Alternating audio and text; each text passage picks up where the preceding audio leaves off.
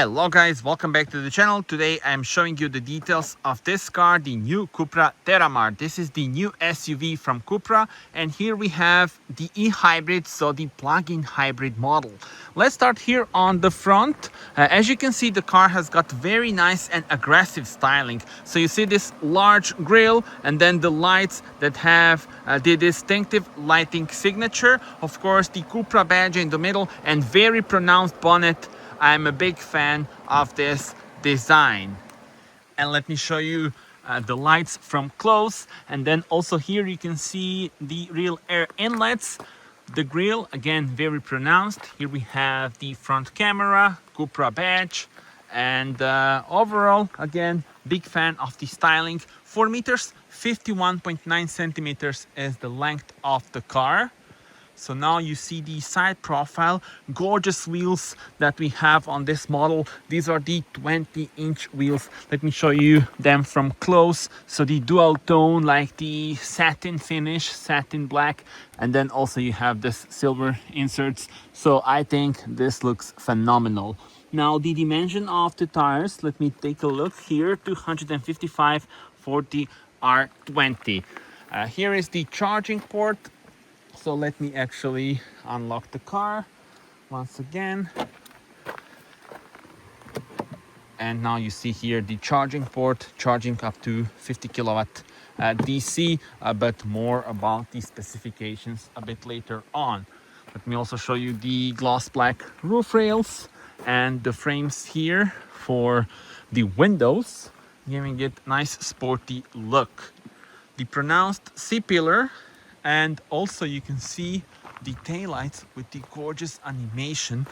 Let me show you how it looks when we unlock the car. So first the badge is illuminated. There we go. And now you have this beautiful animation like the welcome light signature. That is so cool.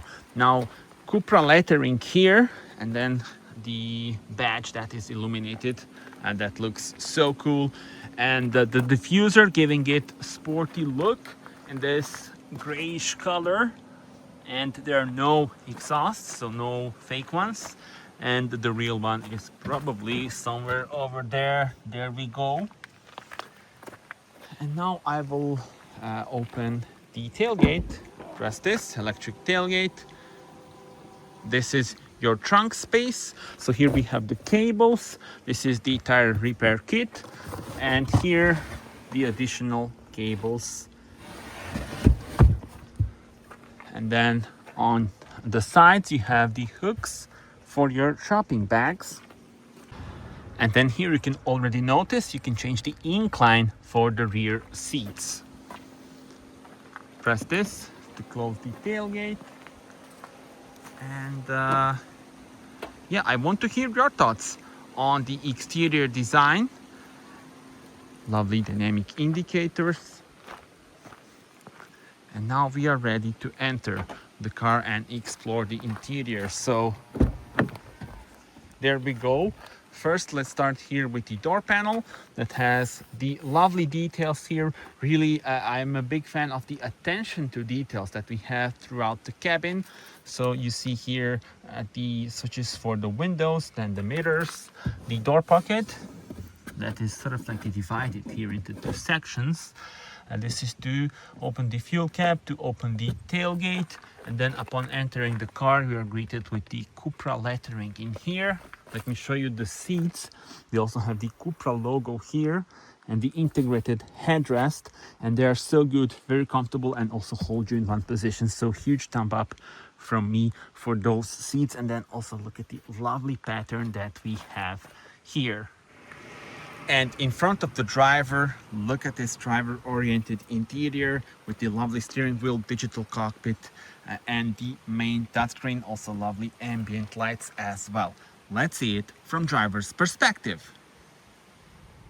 And we will start with the steering wheel. So start engine button. Here is the button to change between different driving modes. And if we go here, so actually no, we can go here and then drive profile. All right, so comfort, performance, and individual. And then you can also change these settings for the individual mode. So you see here steering, engine, ACC, air conditioning. Those are the settings that you can adjust. And yeah, by pressing this button you can change between the modes. You can also do it here on the screen. It's nice to see the physical buttons on the steering wheel. So with this one you change between the views, and then you can also change what you see here on the left, in the middle, and on the right. So that is really nice, and a lot of configurations are available.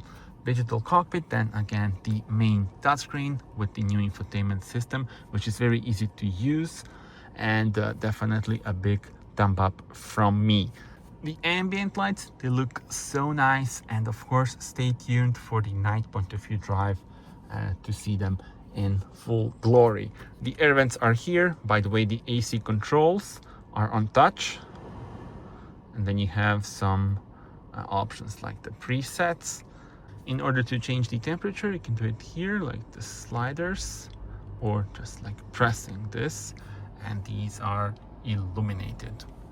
Now, USB-C ports are here, traction control off, lock and hazard lights.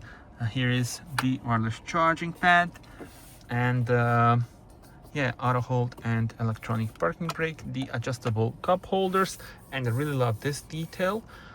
I think it gives you like a driver-oriented feel for this central part. And also, as you can see, we don't have gloss black details in the cabin, so that is always nice to see.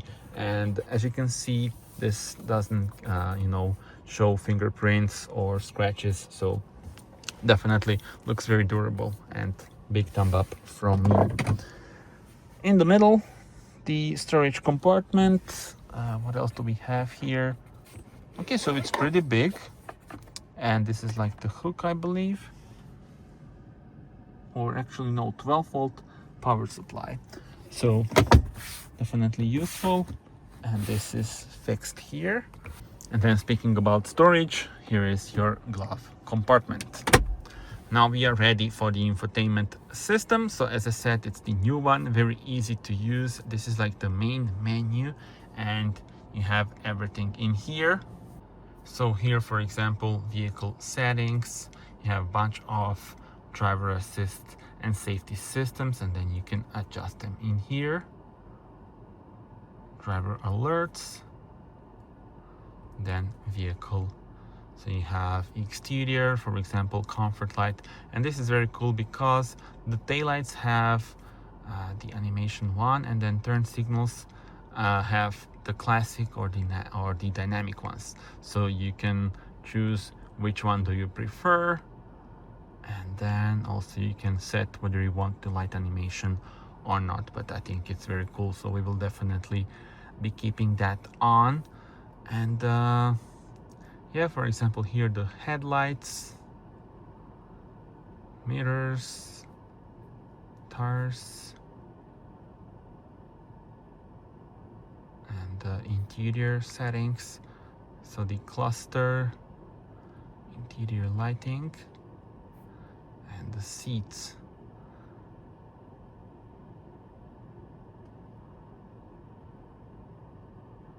Now let's go back. Charging.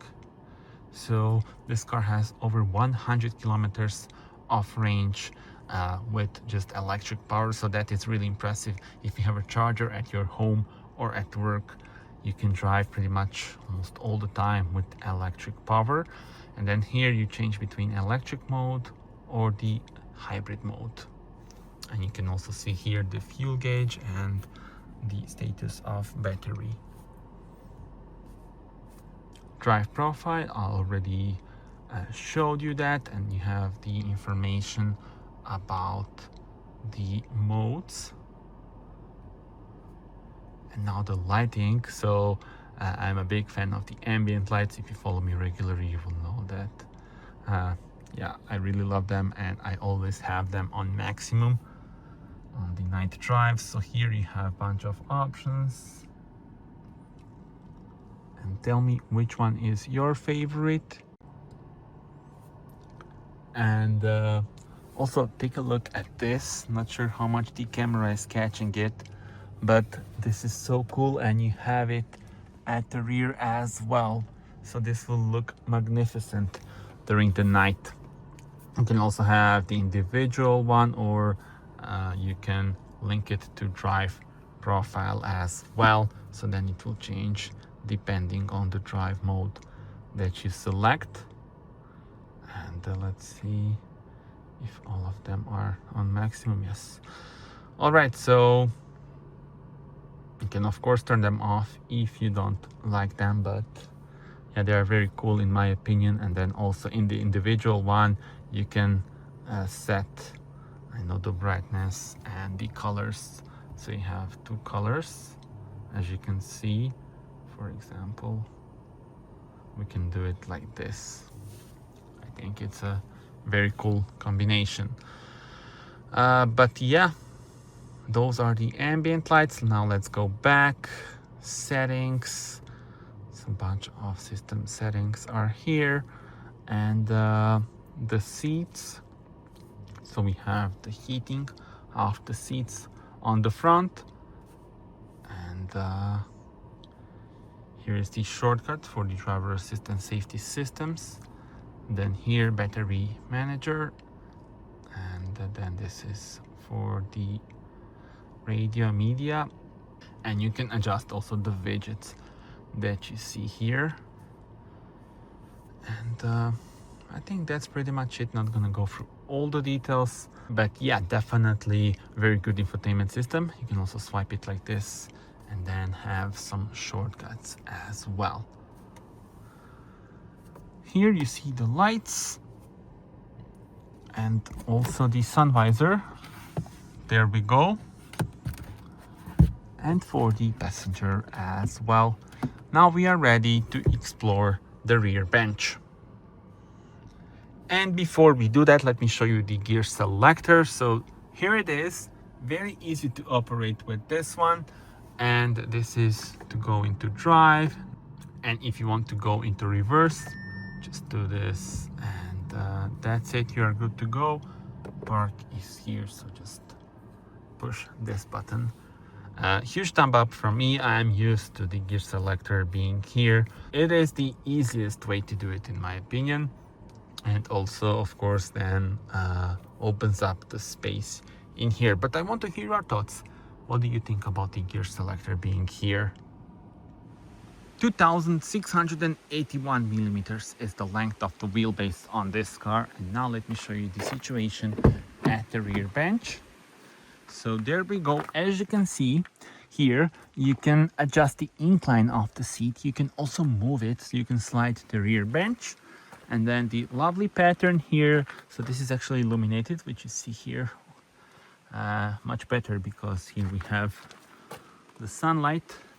But yeah, now let's enter and let me show you how this looks. So the clever design here for the seat. Quite a lot of room here for me, the air vents, and then also you have USB-C ports. Then in the middle, the adjustable cup holders. Again, ambient lights from close. You can then move the rear bench depending whether you need more trunk space or more legroom here for the occupants. And also let me show you the situation for my head. And I'm really amazed by the amount of room that I still have on 1.87 m. And look at the amount of room that I have. Also, we can move this into more upright position. So for example, like this, or I can match it with the other one. There we go. And still so much space. But I think this would be ideal position. So there we go. As you can see, so much space. Big thumb up from me. Now let's talk about the powertrain options, and there are plenty of those. You have 5 different powertrains across 3 technologies. So you have the mild hybrid petrol, then you have petrol engines, and the new generation of plug-in hybrid engines delivering from 150 to 272 horsepower. Now here we have the new generation of plug-in hybrid. Those are available with either 204 horsepower combined system output, which we have here, or 272 horsepower of system output, which is the stronger version. Now this powertrain consists of the 1.5 liter petrol unit and electric motor, as well as the 19.7 kilowatt hour battery, giving this car an electric range of over 100 kilometers. So around 118 kilometers you can do with one charging. Speaking about charging, 50 kilowatt DC charging, 11 kilowatt AC charging. So those are some really impressive numbers. And I want to hear your thoughts. Which powertrain would you choose? So would you go for the petrol mild hybrid? Would you go for the petrol version or the plug-in hybrids? Alright guys, that's it. Thank you so much for watching this video. Do subscribe. We are now going on a point of view test drive. So stay tuned for that video and see you on the next one. Thank you for watching. Bye bye.